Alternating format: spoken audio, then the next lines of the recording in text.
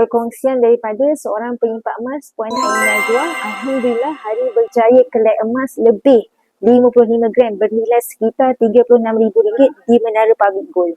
Semua ni adalah hasil simpan sikit-sikit dalam akaun Emascash. Untuk pengetahuan tuan-puan, kebanyakan daripada kita nak ada simpanan RM1,000 ni sebenarnya pun dah rasa susah sangat. Tapi berbeza dengan Puan Ain, beliau pun dulu sama, rasa nak simpan RM1,000 tu sangat susah, asyik terkorek balik sahaja. Segalanya berubah bila beliau tukar cara simpanan beliau menjadi ke dalam bentuk emas. Perlahan-perlahan menabung, tanpa sedar, gram dalam akaun juga bertambah. Bila dah cukup banyak, tuan-puan sebenarnya ada pilihan untuk fizikalkan emas ikut kepada pilihan masing-masing. Yang ada masalah untuk simpan duit, asyik terkorek balik, sebenarnya kena try untuk tukarkan cara kita menabung. Mulakan simpan emas hari ini dengan pendaftaran percuma dan tuan-puan boleh mulakan dengan bajet sendah RM100 sahaja. Yang berminat untuk menabung emas dengan Public Gold, tuan-puan boleh sahaja komen emas di bawah dan saya akan bantu tuan-puan dengan sebaiknya.